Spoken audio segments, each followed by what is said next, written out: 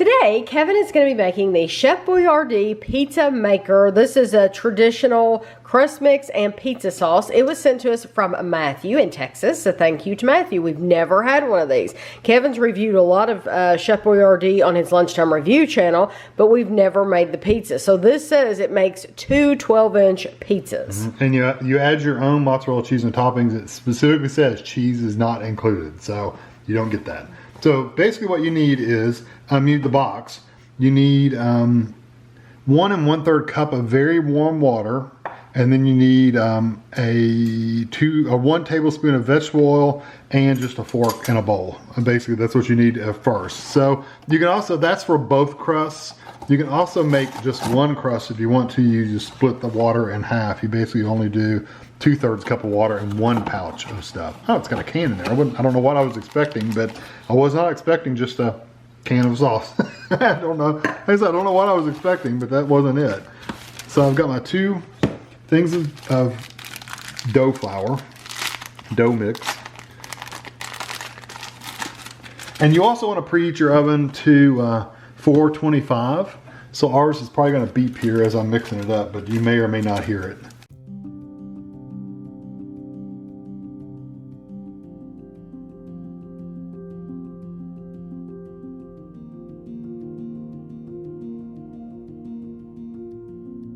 Okay, so I'm going to put my warm water in here, and it says just mix it up with a fork until it's kind of blended and makes kind of a rough ball.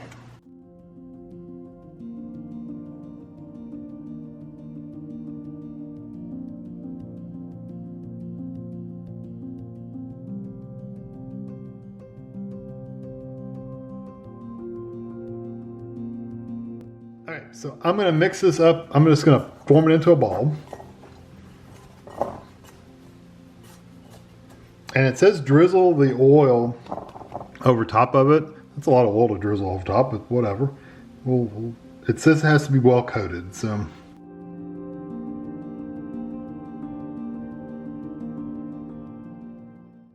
I'm going to cover this, and it's supposed to sit in a warm area for 5 minutes, just to let it rise a little bit. So I'll be back when that time's up. Okay, it's been 5 minutes. I'm going to open my lid up. We'll reveal the crust. Looks exactly the same. Kind of disappointed.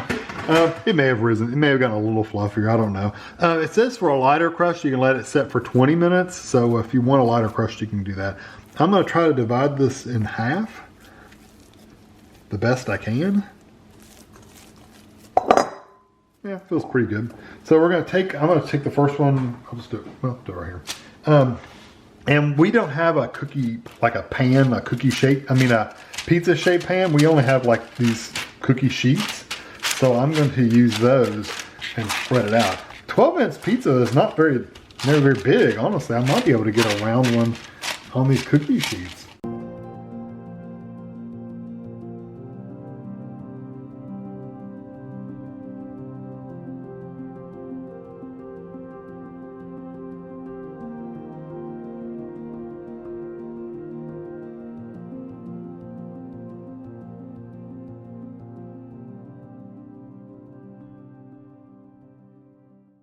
So you're going to take half your sauce and put it on each pizza crust. So it's 1 good spoonful, 2. My scientific method. How many spoonfuls can I evenly get on there? 3. I tell you what, this sauce smells a lot like the raviolis. So I don't know about it. I know. It smells to me like the regular Chef Boyardee sauce. Yeah. So I'm kind of, I'm keeping an open mind, but it kind of puzzles me that people like this so much because it smells exactly the same as what I'm used to those cans smelling like. It says, oh, okay. It said leave it about 1/2 inch away from the edge, so try not to go all the way to the edge.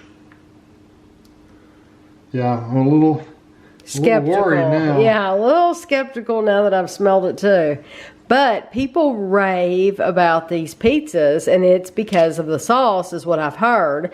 And even if you don't like the Chef Boyardee meals, this is supposed to be a different experience. So, we'll see. Yeah, we always have an open mind going into things. Absolutely. And it might taste completely different once it's baked and you put cheese on it and all that stuff. What are we going to be adding to ours? We're going to do one cheese. I've got sauce left too, by the way. One just cheese pizza. A plain cheese pizza just for me. That's called the Kevin McAllister pizza. Yeah. So we're going to do one with just cheese and one with pepperoni. Of course, you can add anything you want to. Mushrooms or onions or peppers, jalapenos or black olives, whatever you wanted to. I've got sauce left, but I really don't want to use all that. Do you? You literally have a fourth of a cup. I wouldn't even worry about it. Because I don't want it to literally be running. Wet. Yeah, you don't want it to be wet. So now I'm going to use I've got mozzarella, and we have a little bit of Parmesan too. I may not use a lot of it, but I'll use some.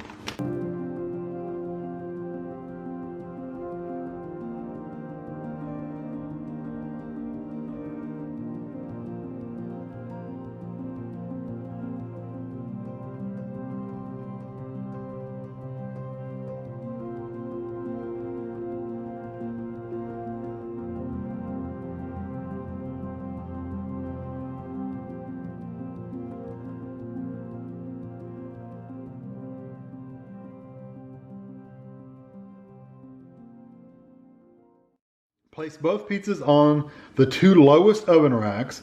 Bake for 12 minutes. Rotate the pans in the oven for even cooking. And then bake for 12 to 14 more minutes or until the crust is golden brown. So, we're just going to get them in the oven and we'll be back when they come out.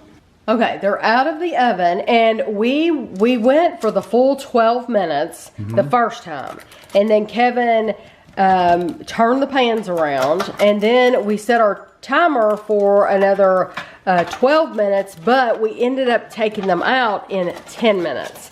So, not the full 12 minutes. But they're done. They look delicious, and so we didn't want to leave them for 2 more minutes because we didn't want it to burn. This says for a thick crust pizza. Preheat oven to 425, spray by 9 by 13 inch glass baking pan with ham, so like a lasagna pan. Using hand, spread the dough into the bottom of the pan, spread sauce evenly over the crust, and toppings of choice. Bake on lower rack for 26 to 28 minutes. You know what? That sounds twice as easy.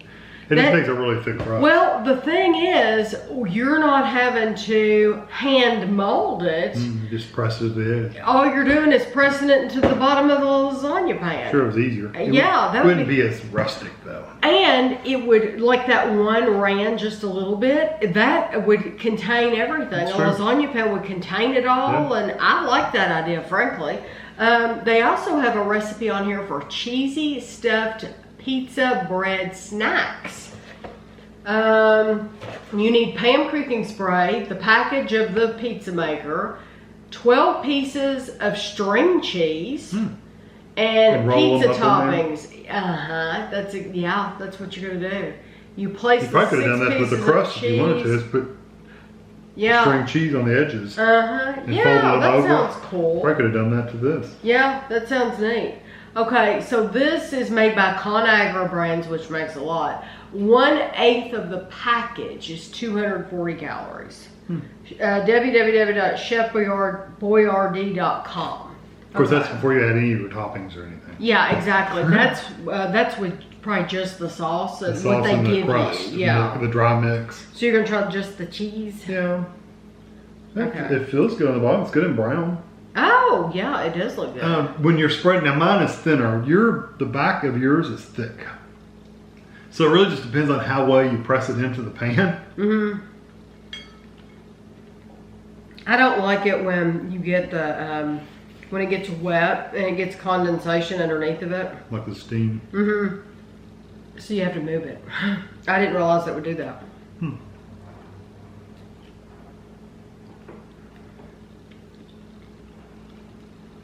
I can tell you what this reminds me of. What's that? Getty Town. I can see that. You don't know what I used to say about Gay Town, though. What did you say? It was like sauce on a cracker?